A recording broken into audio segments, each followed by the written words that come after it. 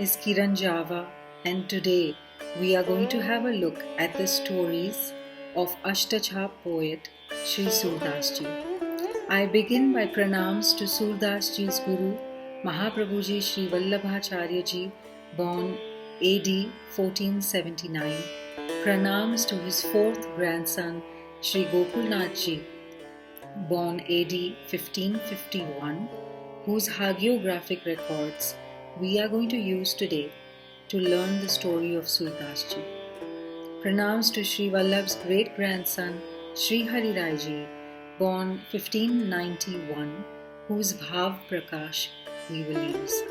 My pranams and gratitude to Sri Jayalakshmi Bahuji Maharaj, the wife of Sri Girdhar Lalji Maharaj of Sri Pancham Peeth, Kamwan, Bharatpur, who comes in the lineage of Sri Vallabh and who absolutely insisted that I read these granthas to further my knowledge and bhav.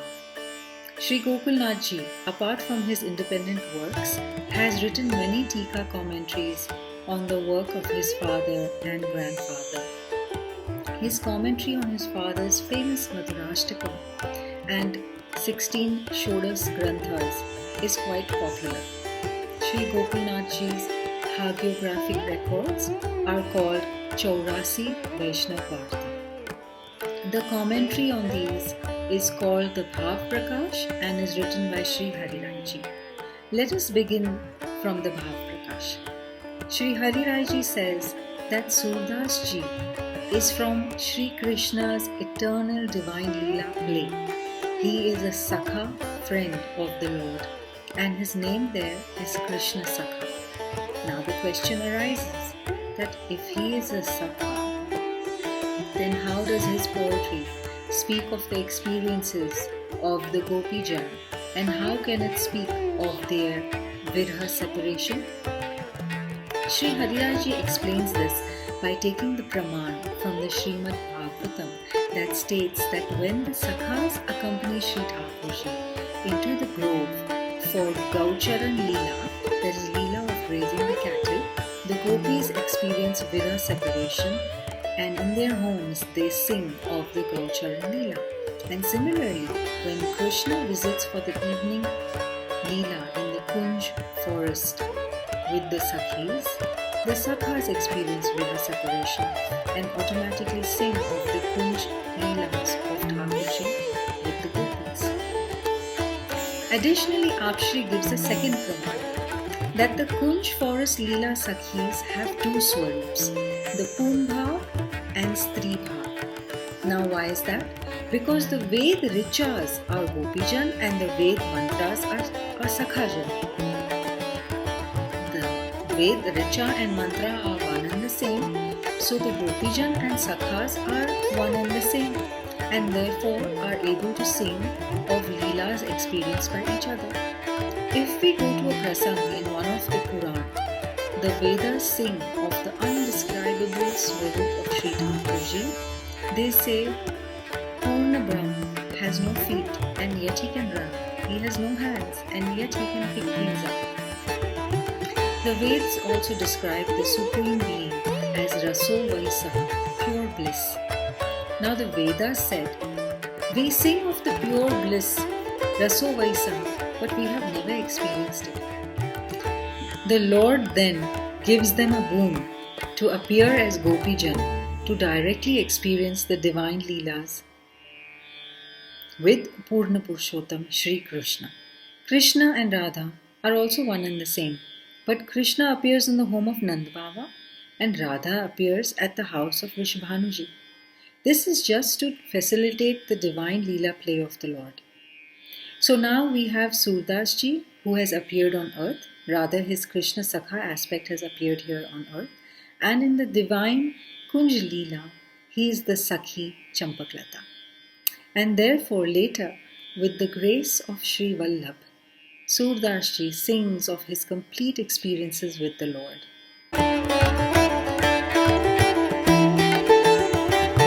Now Surdas Ji is born blind to a Sarasvat Brahman couple in the village of Sinhi, which is near Delhi. Incidentally, it is the same village where Raja Parikshit Ji's son Janmejaya did the Sarp Yagya. The Brahmin couple already had 3 children before Surdas Ji was born and were utterly poor. And now they were very disgusted, upset, and unhappy that they have a 4th child who was born blind, and now they were going to, however, are they going to take care of him? One day, when Surdas Ji was 6 years of age, a jajman of his father gives the Brahmin 2 gold mohurs, and he's absolutely delighted because it meant food for the family for 3 to 4 months. But in the night, a mouse takes away the gold mohurs, and all hell breaks loose the next morning. Surdas Ji looks at his distraught parents and says, "If you will let me leave the house, I can tell where the gold mohurs are." They agree, and then he tells them, "Go look in a mouse tunnel in the wall." And they look, and sure enough, they find the gold mohurs. The parents are happy and ask Surdas Ji to stay. But Surdas refuses. He takes his walking stick and he leaves the house. He walks for about 15 kilometers to the next village and settles under a peepal tree near a water tank. Now 4 days later, the zamindar of the village visits him and says, "Look, I have these 10 cows that are missing. If you tell me where they are, I'll give you 2 of them." Surdas Ji looks at the zamindar and says, "Why, what will I do with 2 cows? But I can tell you where your cows are." And he tells them where to look. Zamindar looks, finds his cows, and promptly comes back and gives Surdas Ji 2 cows. When Surdas Ji refuses, he tells him, "Look, you are a little child and you need someone to take care of you. You have even left your parents." The zamindar builds him a shelter near the tree because Surdas Ji refuses to enter the village. Surdas Ji's fame spreads far and wide, and many people come to him to seek their fortunes. Many years later, at the age of 18, Surdas realizes that I had come in search of the Lord, and look what I am doing here. In the middle of the night, he creeps away to the land of Braj. He first enters Mathura. He rests a while at Vishram Ghat, then realizes the same thing might happen again here. He would become famous again, when in actual fact he wanted to sing the praises of the Lord. So he decides to go to a quiet and unknown place called Gaughat near Agra and settle there. He sings of the Lord and his voice is so beautiful, it attracts a lot of people, and again he becomes famous. He also accepts students and therefore has shishyas. Many years later, according to the Vallabh Digvijay Grantha, the year is AD 1510. Sri Vallabhacharya Ji visits Gaughat. Surdas comes to meet him. Surdas Ji comes with some of his followers. Sri Vallabh says, "Please sing something." Surdas Ji sings this kirtan. "Ho Hari Sab Patitan ko Nayaka, Ho Hari Sab Patitan ko Nayaka, को करी सके बराबरी मेरी, ईते मान को लायक हों हरि, सब पतितन को नायक." And he sings another one, which is again based on the same theme. "प्रभु हों सब पतितन को टीको, और पतित सब ध्योंस चरी के, हों तो जन्मत ही को." Which is calling oneself patit, गिरा हुआ, fallen, भटका हुआ, downtrodden, and outcast in the eyes of the Lord. So Sri Vallabh hears all this and says, "जो सुर हो के वह के ऐसो गिज्ञात काहे को हो, so कछु भगवत लीला वर्णन करो." "O Sur, you are brave, a warrior. Why do you whimper in this manner? Sing of the glories of the Lord's Leela pastimes." Now here in the Bhav Prakash, Sri Hari Rai Ji explains that to be separated from the Lord is definitely being fallen, downtrodden, and outcast. But why to glorify that fact? What can be achieved? He explains that if we have to sing, let us sing of the glories of the Lord, increase the fame and mightiness of Sri Thakurji, and with that, our antakaran will also become pure. Surdas ji said, I don't understand the Lord's glories, I haven't experienced them. Sri Vallabh asks him to go have a bath in Sri Yamunaji. When Surdas returns, he gave him first the initiation of name, and second, Apshri gave him Diksha of surrender. Thirdly, he read out to Surdas ji the index of the 10th canto of the Srimad Bhagavatam. Now, Sri Hari Rai ji in the Bhav Prakash explains that with the first Nam Diksha, Surdas ji's doshas connected to this birth were neutralized, and he achieved the first 7 steps of bhakti. This is actually the first 7 out of the 9 steps listed under the Navada Bhakti system of Sri Narad Muni as stated in his Bhakti Sutras. Then with the second Diksha of surrender, he achieved entire Navada Bhakti. And then with the third step of listening to Dasham Skand Anukramanika, Surdas ji achieved the highest bhakti, that of Prem Lakshana Bhakti. And thus, with that, the entire divine Leelas of Purna Purushottam were established in Surdas ji's heart. How do we know that?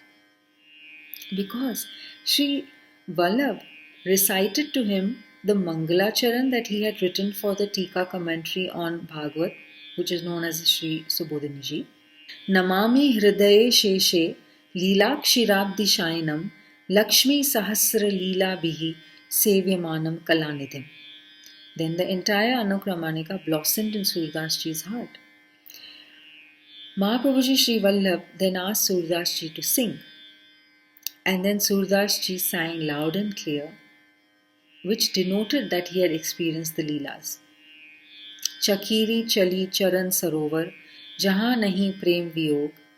And that line ends with Jahan Shri Sahasra Sahit Nit Kridat Shobhit Suraj Das Abna Suhai Vishairas Chillar Va Samudra Ki Aas. Then Mahaprabhuji was satisfied and said, Jo Sur Kachu Nandalai ki Leela gao. Surdas ji sang Braj Bhayo Mehri ke Poot Jab ye baat suni. So now let's listen a bit to this kirtan. This one has been sung by Sri Bhagavati Prasad Gandharv, who sings often at Nathdwara and Kankroli. And there are many Kirtaniyajis till today who sing in the service of Sri Thakurji, a tradition that Sri Vallabh had established with Surdas ji. Braja bhayo maharake puta jab yah baat suni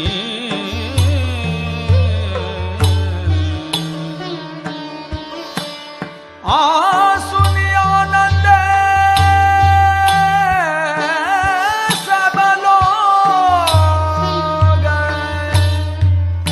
Gokul ganita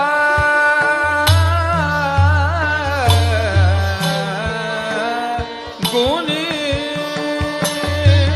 braja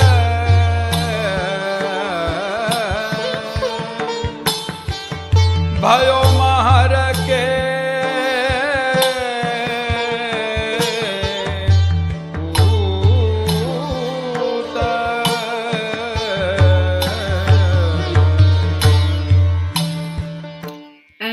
Sur continues singing and describes the entire Janmashtami celebrations at Nandalai. So until then it was fine. But when he starts to describe the situation at the Gopijan houses, Sri Vallabh makes him stop. And Sri Vallabh ends it with Sun sur saban ki ya gati jo Hari Charan bhaje. Mahaprabhuji did not want him to disclose any more of the divine Leela. The Bhava Prakash says here that the Anand of the Braj Bhaktas is best adorned in their own heart. Secondly, Sri Vallabh knew what was in Surdas Ji's heart, that I have made so many disciples of my own. What will be their situation? So when Sri Vallabh says everybody will attain this spiritual level if they do Hari Bhajan, this was a guarantee to Surdas Ji that his followers will be taken care of spiritually. Interestingly, this Badhai is sung till this day in all homes and Haveli and Pushti Margya temples all over the world for Janmashtami celebrations, including this last line. So, this is how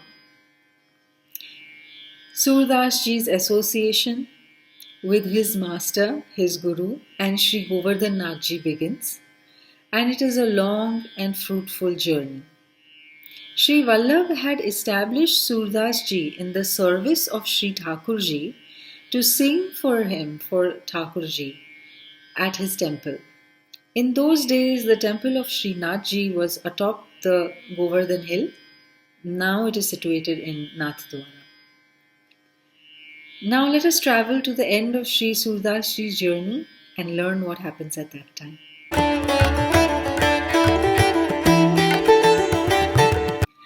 It had been many years that Sri Vallabh had already left the earthly plane. His son Sri Vitthal Nath Ji, popularly known as Sri Gosain Ji, was the head of the Sampradaya at that time. Surdas Ji now felt that Sri Govardhan Nath Ji wants him to return to the eternal Leela plane. But Surdas Ji had a manorath, a wish, to complete 125,000 padas, and till now only 100,000 were complete. So Govardhan Nath Ji appears to him and tells him, "Look in your book, the balance 25,000 are completed. I have completed them, and the chap is Surshyam." He opens his pothi, and sure enough, the pads were present. So then Surdas Ji decides to go to the village of Parasoli for his final resting place. This place is famous as there Sri Krishna and the gopis had performed the divine pastime of the Maharas dance. This Ras pastime is mentioned in the Ras Panch Adhyayi section of Srimad Bhagavatam. This place also has the famous Chandra Sarovar. This is because upon watching this Leela, the moon was awestruck with the beauty of the Ras dance of Lord Krishna with the gopis and could not move the whole night. Thus, commemorating this spiritual event, the place is known as Chandra Sarovar. Towards the west end of the Sarovar, there is a small shrine by the name of Shringar Mandir. At this celebrated place, Lord Krishna personally decorated Sri Radharani with flowers and ornaments. This place houses the Samadhi Sthali of Sri Surdas Ji. Interestingly, the Baitak of Sri Gokulnath Ji, from whose records we have learnt this story of Surdas today, is also at this place. I had the good fortune to visit Chandra Sarovar a few years ago.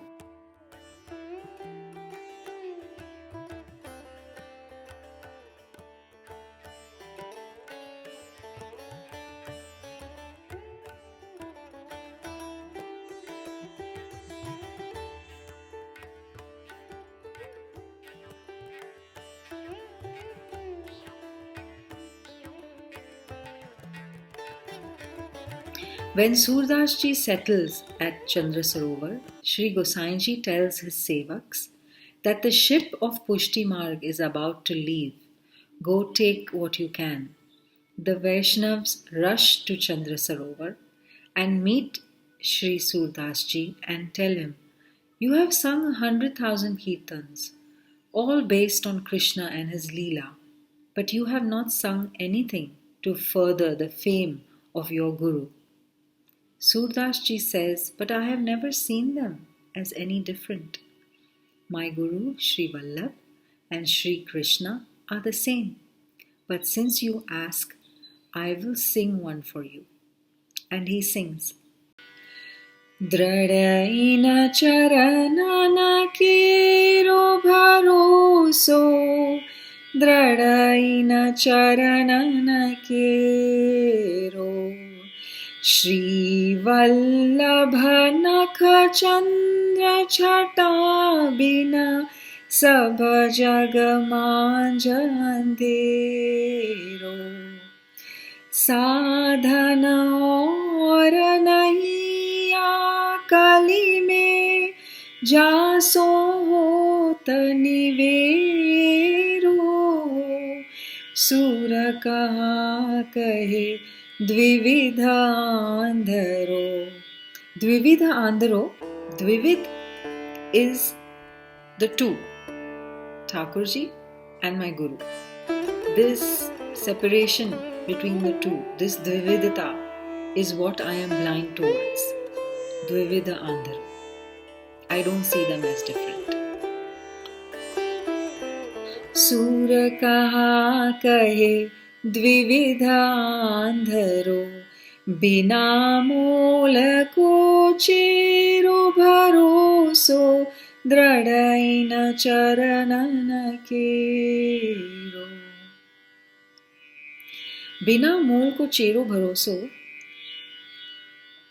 In the Srimad Bhagavatam, in the Gopi Geet section, Gopijans say, "Ashulk Dasika." We don't want anything from you. We only want to serve you. And that same sentiment Sri Surdas Ji has taken and put into